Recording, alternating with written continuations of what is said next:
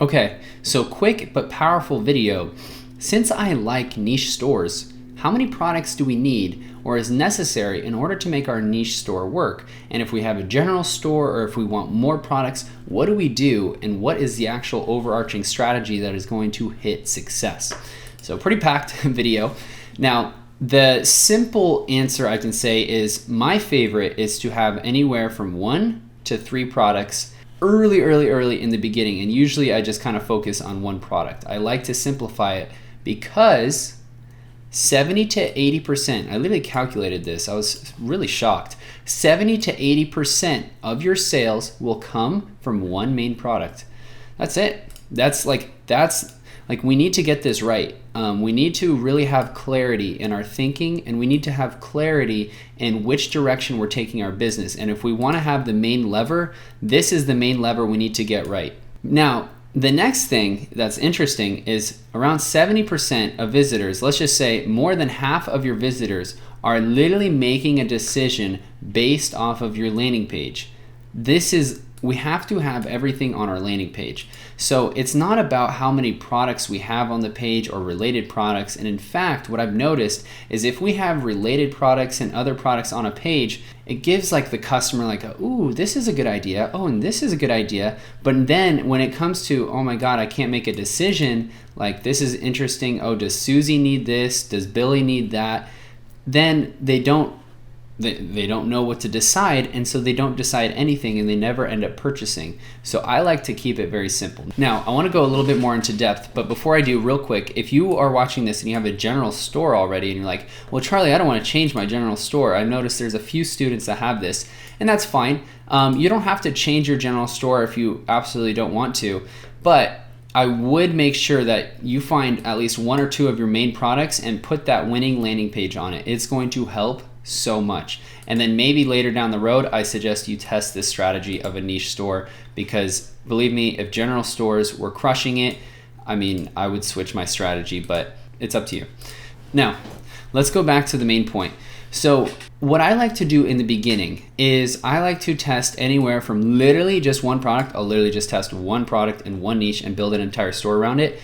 Or I'll test 1 to 3 products in that specific niche when I'm launching my campaigns and see which one is the better one. If I see that one product does well, the second product does okay, and the third product is like, well, okay, that's nothing, I might even put the third product as sold out. The second product I'll leave on the website, maybe even keep it as sold out and see how many people ask for it. But the first one, it's like, okay, this is going to be what I start with, 70 to 80% of my sales. Like, this is it.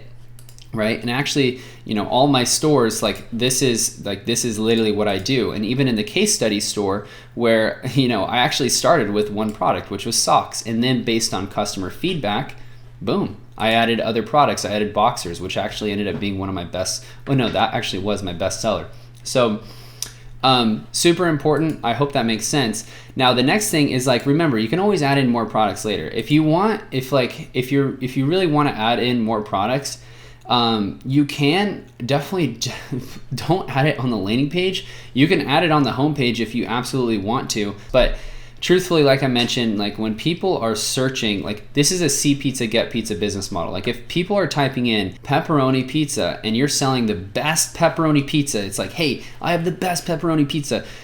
Boom. There you go. You just spoke directly to that customer. They want that pizza. They are hungry.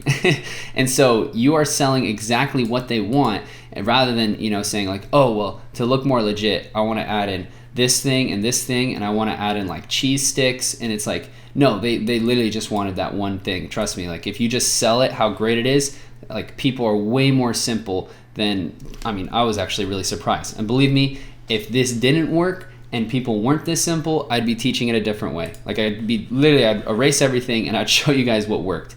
So now that was actually kind of blending into my third point, that this is simple. Another thing actually I want to mention in my second point is the more products you have, the more complications as far as SOPs, so standard operating procedures.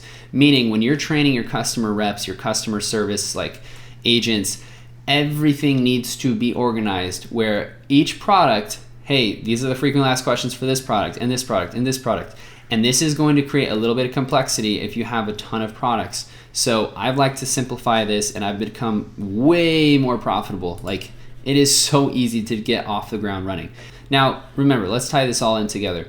Our goal is to have a store that is cash flow positive. We want cash flow, we want profitability, and we want it one step at a time. And the only way we're gonna do that is by putting the brick in the right place and putting another brick and another brick. But regardless, we need to put a brick down.